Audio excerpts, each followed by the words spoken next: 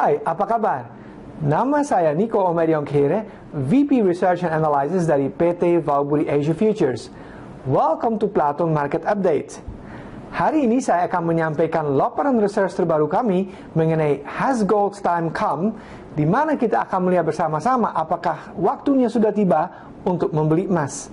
Oke, dalam video komentari pekan ini saya akan coba menjawab pertanyaannya, apakah waktunya sudah tiba di mana emas akan kembali mengkilap? Dan seperti Anda bisa melihat di gambar ini, memang sangat mengkilap ya. Nah, apakah itu akan terjadi dalam waktu dekat ini atau bahkan kita harus nunggu lebih lama? Mari kita lihat saja faktor apa yang paling dominan yang akan menggerakkan harga emas ke depannya. Nah, saya yakin Anda pasti sudah tahu faktor yang paling dominan selama ini tentunya adalah US dollar. Dan kalau kita melihat memang juga di slide ini jelas terlihat bahwa US dollar pada saat ini mencapai tingkat atau level tertingginya dalam 13 tahun terakhir ini.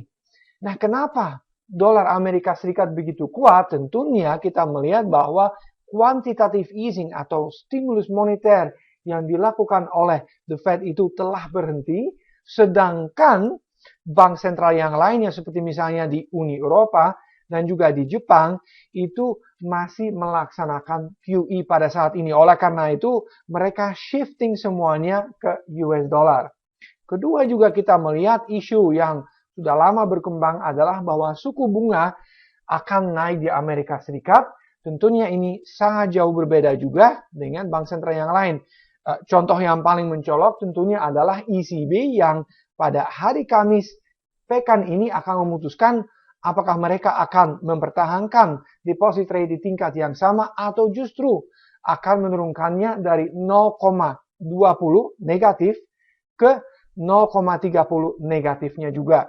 So, kita akan melihat saja jika memang itu terjadi, jangan-jangan dolar justru akan makin kuat dalam jangka pendek ini. Namun, kita melihat juga secara teknikal, meskipun dolar memang sangat kuat, tetapi pertanyaan berikutnya adalah sampai sejauh mana sebetulnya? Karena kalau kita melihat di chart ini, chart daily, ada beberapa hal yang sangat menarik menurut saya. Pertama kita melihat selama dolar itu naik, sebulan terakhir ini kita melihat bahwa RSI atau Relative Strength Index menunjukkan semacam bearish divergence di mana ada diskrepansi atau perbedaan di antara harga yang masih naik, namun indikator ini justru flat. Jadi sekali lagi ini bearish divergence perlu diperhatikan jika misalnya tidak berhasil breakout RSI ke atasnya, bisa jadi bahwa dalam waktu dekat ini justru dolar akan kembali terkoreksi. Kedua juga kita melihat di MACD atau Moving Average Convergence Divergence, kita melihat bahwa hampir saja ada dead cross. Artinya ini juga sinyal sell. Belum memang, tetapi bisa saja terjadi. Dan ketiga kita melihat juga sangat menarik, jangan-jangan ini juga dalam waktu dekat akan membentuk double top, di mana terbentuk dua puncaknya di level yang hampir sama. Ini juga biasanya merupakan sinyal yang negatif. Dan keempat juga perhatikan, pekan ini juga selain pertemuan ECB ada data yang lebih penting lagi menurut saya adalah NFP atau non-farm payrolls yang selalu ditunggu-tunggu oleh semua pelaku pasarnya, di mana perkiraannya adalah NFP akan turun dari 271.000 ke 200.000. Jadi ini mungkin saja akan menekan US dollar. Kita melihat nanti aja reaksi pasarnya karena kita tidak pernah tahu meskipun data itu baik atau buruk, bisa saja reaksi pasarnya berbeda dengan pandangan kita sendiri. So, we'll see. This week is very important. Minggu ini menurut saya sangat-sangat penting untuk arahnya US dollar ke depannya karena selain ECB yang akan ada pertemuannya hari Kamis ini, kita juga ada NFP atau non-farm payrolls pada hari Jumat mendatangnya. Nah, ini juga ada indikator yang mungkin Anda belum pernah dengar. It's called the Z-score. Nah, Z-score ini apa sih? Nah, Z-score ini mengukur kekuatan US dollar terhadap 6 mata uang utama yang membentuk dollar index. Nah, 6 mata uang ini seperti apa? Ada Euro, Pound Sterling, Japanese Yen, Canadian Dollar, Swiss Franc, dan juga Australian Dollar. Nah, kalau kita melihat Z-score pada saat ini memberikan sinyal jual. Dan ini jarang sekali terjadi. Kalau kita melihat sebelumnya Z-score ini memberikan sell signal pada tahun 1982. Setelah itu kita melihat memang turun. Dan juga pada tahun 1985. Di mana US dollar index juga turun secara signifikannya. Nah, sekarang juga ada sell signal di Z-score. Kenapa demikian? Karena US dollar pada saat ini overbought atau jenuh beli terhadap 6 mata uang utama. Nah, kalau itu terjadi biasanya kita melihat memang ada koreksi. Apakah itu koreksi yang dalam sekali atau memang koreksi hanya dalam jangka pendek saja? Nanti kita perlu melihat lebih lanjutnya. Dan itu juga akan ditentukan tentunya pertengahan bulan ini kita melihat bersama nanti ada FOMC meeting. Apakah suku bunga yang sudah lama-lama dikatakan akan naik, benar-benar naik atau tidak. Nah, kenapa kita melihat ini dolarnya memang cukup kuat belakangan ini? Tadi saya sudah sebutnya karena quantitative easing berhenti. Juga ada isu bahwa suku bunga akan naik. Nah, semua pelaku pasar menganggap ini, dua hal ini sebagai tanda untuk membeli US dollar dan meninggalkan currency yang lain. Jadi kita melihat sebetulnya selama setahun setengah terakhir ini apa yang terjadi adalah pelaku pasar memutuskan buy US dollar dan sell currency yang manapun juga. Pokoknya selain US dollar. Nah, ini bahaya sebetulnya, terutama untuk Amerika Serikat. Dan oleh karena itu juga saya pikir US dollar meskipun masih bisa menguat dalam jangka pendek ini, saya pikir tidak akan terlalu jauh menguatnya. Kenapa demikian? Ada dua hal besar yang justru akan menahannya.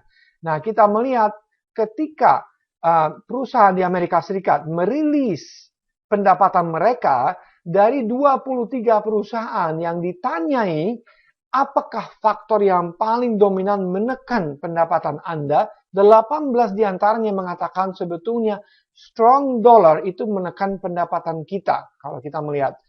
Sedangkan kalau misalnya kenaikan suku bunga, gejolak yang terjadi di Timur Tengah dan juga cuaca, mereka mengatakan sama sekali itu tidak mempengaruhi pendapatan kita.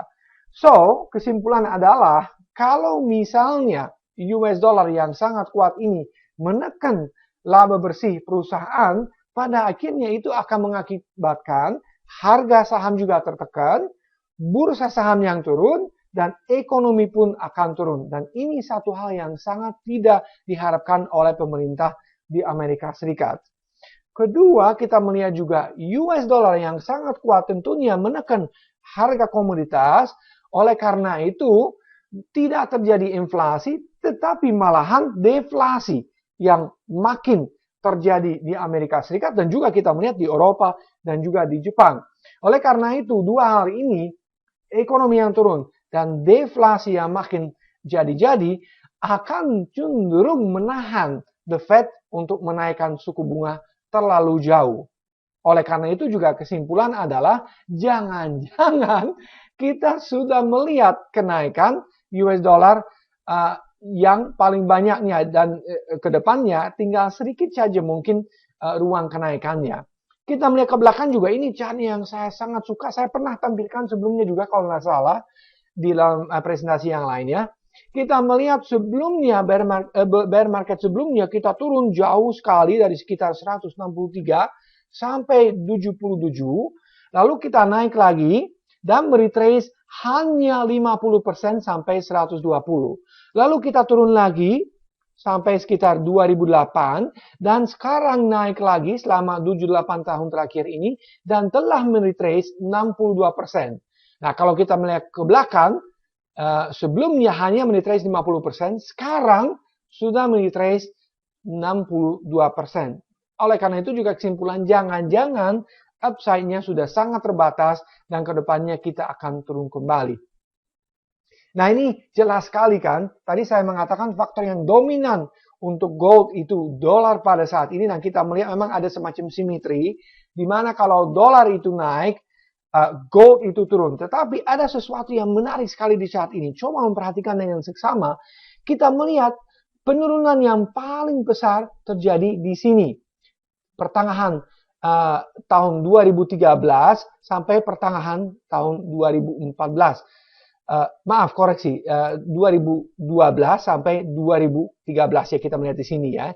Nah, artinya dia mendahulukan penguatan dolar AS yang terjadi setelah penurunan emas. Oleh karena itu juga saya pikir penurunan emas yang kita melihat pada saat ini mungkin sudah mendahulukan kenaikan yang kita melihat pada saat ini juga. Oleh karena itu juga saya pikir downside untuk emas itu sudah cenderung terbatas dan kita tidak akan melihat downside yang banyak lagi.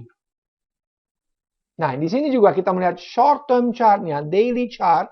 Kita melihat juga ada beberapa sinyal yang sangat menarik. Kita melihat pada saat ini kita melihat emas sangat oversold di relative strength index. Dan kalau Anda melihat dengan seksama, Anda melihat harga emas turun, namun RSI sudah mulai naik lagi. Jadi ini sinyal bullish divergence dalam jangka pendeknya. Kedua, kita melihat juga gold dalam jangka pendek juga kemungkinan besar akan membentuk golden cross atau buy signal. Dan ketiga, kalau kita melihat, kalau misalnya emas kembali naik, kita melihat target yang pertama adalah support sebelumnya yang sekarang akan menjadi resistance di sekitar 1100. Jadi sekali lagi kita melihat ada ancang-ancang harga emas mau naik lagi karena ada bullish divergence di relative strength index dan juga kemungkinan akan terjadi golden cross di MACD. Lalu kita melihat juga chartnya sedikit lebih panjang, kita melihat 10 years of gold. Nah, kita melihat garis-garis ini yang sebelumnya merupakan resistance tahun 2008 dan 2009 di sekitar 1000 sampai 1050, sekarang kemungkinan akan menjadi supportnya. Nah, sekali lagi ini juga menunjukkan bahwa oleh karena itu downside-nya relatif terbatas ya. Ada juga orang mengatakan sebetulnya zona ini sekitar 980 sampai 1030, while it's almost the same, ya boleh dikatakan di antara 980 sampai 1050 ada support yang sangat kuat pada saat ini. Nah, ini juga terbukti lagi di chart berikutnya di mana kita melihat ada pola, mungkin Anda melihat atau tidak, head and shoulders yang sebelumnya terbentuk dari akhir 2014 sampai pertengahan 2015. Kita melihat left shoulder di sini, bahu kiri, lalu diikuti oleh head atau kepala di sini, dan juga ada bahu kanannya. Nah, setelah itu kita melihat neckline-nya di sini dipecahkan, dan targetnya dari pola ini adalah 990. Sekali lagi kita melihat di zona tadi, zona support di antara 980 sampai 1050. Lalu, kalau kita melihat sentimennya, ini juga sangat-sangat penting, saya sudah sering tampilkannya, the COT report atau Commitment of Traders report, di mana kita selalu harus memperhatikan apa yang dilakukan sama commercials, atau the big bullion banks, atau the big traders, yang selalu benar, dan jangan pernah coba melawan mereka, karena Anda pasti akan menderita kerugian. Nah, kita melihat sebelumnya juga, di sini mereka menambah posisi short dan ternyata harga emas memang turun cepat sekali, dan sekarang kita melihat mereka justru mengurangi posisi short dengan cepat sekali, di mana tadinya mereka cuma bullish 31%, dalam sebulan mereka menaikkan posisi bullish mereka sampai 46%. So, ini juga menguatkan prediksi saya bahwa kemungkinan dalam jangka pendek ini kita justru akan naik dan tidak turun lagi untuk harga emas. Nah, ini sekali lagi juga chart terakhirnya untuk emas, kita melihat weekly chart, ini juga terbentuk pola falling wedge. Nah, falling wedge ini implikasinya adalah bullish ketika resistance dari pola ini dipecahkan. Nah, kalau kita melihat sekarang, resistance dari falling wedge ini sekarang sekitar di 1200. Perhatikan, ini level yang sangat penting.